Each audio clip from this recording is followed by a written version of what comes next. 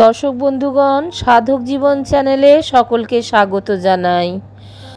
যে সাধকের কথা আলোচনা হবে তিনি হলেন সিদ্ধ সাধক বীরাচারী তান্ত্রিক মহাত্মা শ্রী মণিমোহন গোস্বামী, যিনি ছিলেন সাধক বামাখ্যাপার শিষ্য।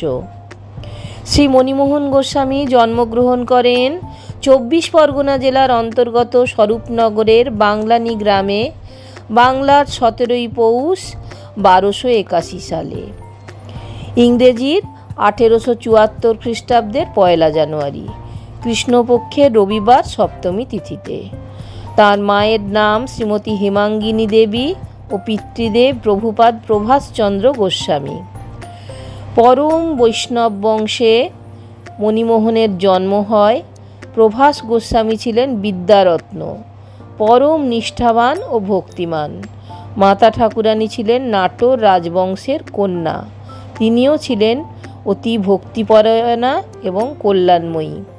শ্রী মণিমোহন গোস্বামীকে পরে আমরা তারা খ্যাপা নামে চিনি। মণিমোহনের জন্ম এক রহস্যময়। মাতা ঠাকুরানী হেমাঙ্গিনী দেবী অন্তঃসত্ত্বা অবস্থায় পুণ্যতোয়া কালীঘাটে গঙ্গা স্নান করতে আসলে সেখানে তার প্রসব বেদনা ওঠে। কালীঘাট মন্দিরের চাতালে কাপড় ঘিরে দিয়ে তার প্রসব হয় এক স্বাস্থ্যবান সুসন্তান। কালীঘাটের কালীমার কোলে জন্মগ্রহণ করা মণিমোহন গোস্বামী পরবর্তীকালে যিনি বসিরহাটের তারা খ্যাপা নামে পরিচিতি লাভ করেন। তারা খ্যাপার বয়স যখন 3-4 বছর, সেই সময় তিনি তার পিসিমার সঙ্গে দক্ষিণেশ্বরের কালী মন্দিরে এসেছিলেন এবং সেখানে শ্রী রামকৃষ্ণদেবের আশীর্বাদ পেয়েছিলেন। যুগাবতার শ্রী রামকৃষ্ণদেব ফুটফুটে স্বাস্থ্যবান বালককে দেখে তার পিসিমাকে বলেছিলেন, ভবিষ্যতে এই বালক একজন সিদ্ধ সাধক হবে।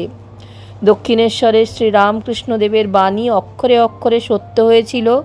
তারা খ্যাপা বাবা বাল্যকাল হইতেই খুবই শান্ত স্বভাবের, বুদ্ধিমান এবং শ্রুতিধর ছিলেন। তিনি একবার যা শুনতেন তার ভুলতেন না। যখন তার 9 বছর বয়স তখন পিতার সঙ্গে এক বৈষ্ণব মহাসভায় যান। সেই সভায় অন্যান্য বৈষ্ণব ভক্ত শিষ্যদের সঙ্গে তার পিতার কোন এক বিষয় নিয়ে মনোমালিন্য হয়। ফলে সেই সভায় তার পিতা অপমানিত হন। দুগ্ধপোষ্য বালক পিতার অপমান সহ্য করতে না পেরে সেই সভায় সদর্পে সর্বসমক্ষে ঘোষণা করেন যে আমি বৈষ্ণব ধর্মে সাধনা করিব না, শাক্ত মতে সাধনা করিব। 9 বছর বয়সে উপনয়ন হওয়ার পর তিনি পিতার কাছ থেকে বালগোপাল মন্ত্রে দীক্ষিত হন। 14-15 বছর পর্যন্ত তিনি পড়াশোনা করেন। এরপর তিনি বনে জঙ্গলে শ্মশানে শ্মশানে ঘুরে বেড়াতে শুরু করেন মহাত্মা পুরুষ সাধক সন্ন্যাসীর অনুসন্ধানে। বামাখ্যাপার বাবার বয়স হয়েছে, সদা সর্বদা তারা নামে বিভোর থাকেন। তার সঙ্গে চলে মদ গাঁজার রমরমা। এই সময় হঠাৎ একদিন বিকেলবেলায় মণিমোহন গোস্বামী নামক এক ভক্ত খ্যাপার আশ্রমে এসে উপস্থিত। তিনি গোস্বামী বাড়ির ছেলে, ছোট থেকেই ঠাকুর পাগল। তিনি একদিন রাত্রে স্বপ্নাদিষ্ট হন এবং স্বপ্নে মন্ত্র পান। মণিমোহন সেই স্বপ্নের মন্ত্র নিয়ে খুবই চিন্তাশীল ছিলেন যে কিসের বীজ মন্ত্র এটা, চিন্তা করে কুল কিনারা পান না। পরে আবার স্বপ্নে জানতে পারেন যে তুই চণ্ডীপুর মহাশ্মশানে বামাখ্যাপার কাছে গেলে এই মন্ত্রের ব্যাখ্যা পাবি। সেই মোতাবেক বহু খোঁজ খবর করে মণিমোহন গোস্বামী রামপুরহাট স্টেশনে নেমে হেঁটে হেঁটে অবশেষে বামাখ্যাপার আশ্রমে এসে উপস্থিত হয়েছেন। মণি গোস্বামী আশ্রমে আসার আগেই কিন্তু খ্যাপা নন্দাকে বলেছেন, ওরে নন্দা, আজ বহুদূর থেকে এক পাগলা আসছে। মণিমোহন আসা মাত্র নন্দা হারিকে মণিমোহন জিজ্ঞাসা করেন, বামাখ্যাপা বাবা আশ্রমে আছেন কি না? নন্দা বলে, কে তুমি, কোথা থেকে আসছো? মণিমোহন সব বলাতে নন্দা বলেন, হ্যাঁ হ্যাঁ, খ্যাপা বাবা তো তোমার কথা অনেকক্ষণ আগে আমাকে বলে রেখেছেন। ভেতরে এসো এসো বাবাজি। মণিমোহন নন্দাহারির কথায় চমকে গেলেন, বললেন, আমার জন্য আপনাকে বলে রেখেছেন? কি আশ্চর্য সাধনা! আমার আগমন তিনি আসার আগেই জেনে গেছেন। খ্যাপা ভেতরে ছিলেন। এই শালা নন্দা, কার সঙ্গে কথা বলছিস রে? খ্যাপা ঠাকুর, আপনার সেই পাগল ভক্ত এসেছেন। নন্দা মণিমোহনকে খ্যাপার ঘরে নিয়ে গেল। খ্যাপা বাবাকে দেখে মণিমোহন পলক ফেলছেন না। কিছুক্ষণ পরে খ্যাপা বাবাকে প্রণাম করে প্রথম স্পর্শ পেলেন। স্পর্শ পাওয়া মাত্র তার শরীরে যেন একটা অদৃশ্য শক্তি প্রবেশ করলো। তিনি সেটা অনুভব করলেন। খ্যাপা ঠাকুর বললেন, শালা, ও যে মায়ের বীজ পেয়েছিস রে। তারা মা ছাড়া কি আছে শালা? মণিমোহন বুঝলেন তার স্বপ্নের বীজ পাওয়া মন্ত্র হলো তারা মায়ের বীজ মন্ত্র। এরপর থেকে মণিমোহন বামা খ্যাপার কাছে বহুদিন ছিলেন। সবসময় খ্যাপা বাবা করতেন। একদিন মহানিশায় মণিমোহনকে নিয়ে মহা শ্মশানের ভেতরে খ্যাপা বাবা দ্বারকার ঘাটে নিয়ে গেলেন। দুইজনেই খুব করে নদীর জলে স্নান করলেন। তারপর খ্যাপা বাবা মণিমোহনকে শ্মশানের ভেতরে একটা নির্দিষ্ট স্থানে নিয়ে গিয়ে আসন করিয়ে বসালেন। বললেন, শালা, কোনো ভয় করিস না। অনেক ভয় দেখাবে, কিন্তু ভয় করবি না। ঠিক মা তোকে দেখা দেবে, আমি পাশেই থাকবো। মণিমোহন খ্যাপা বাবাকে প্রণাম করে আসনে বসলেন।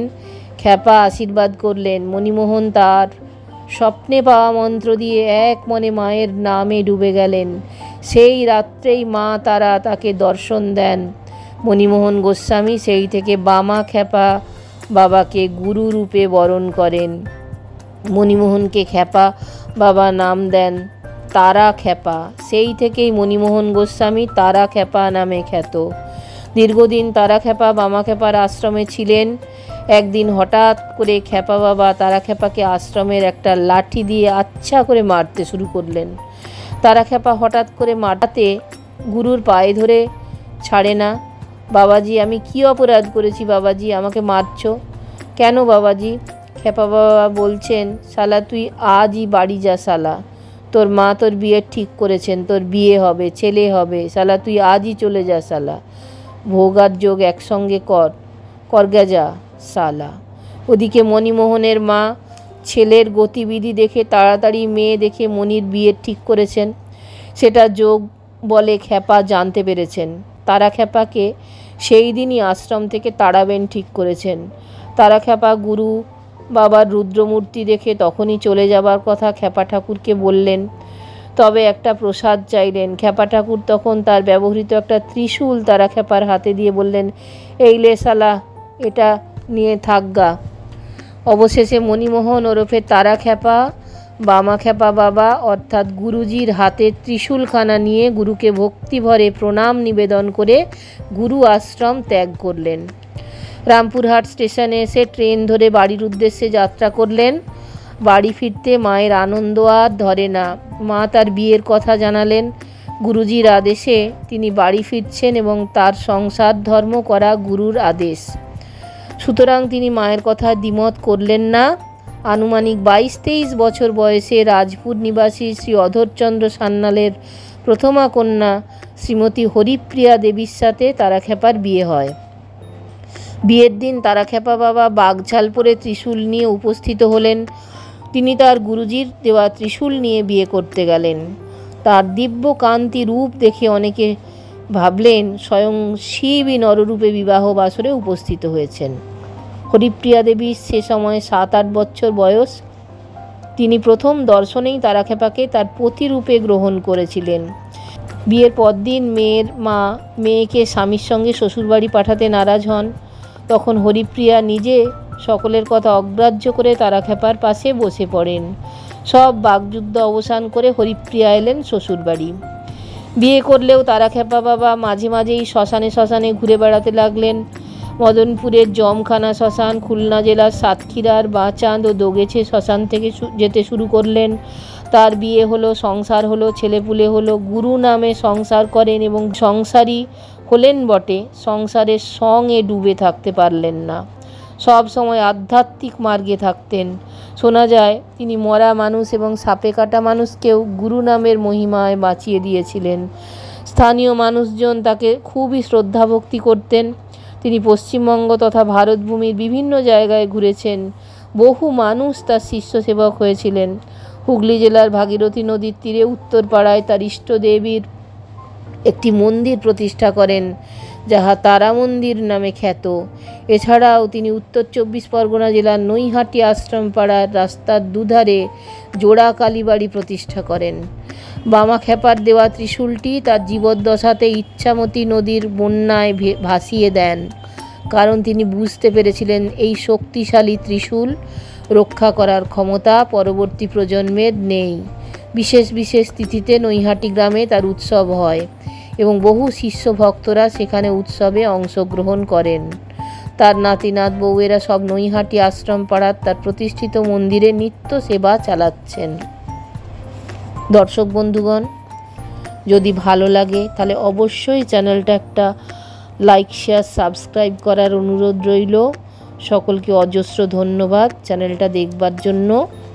নমস্কার।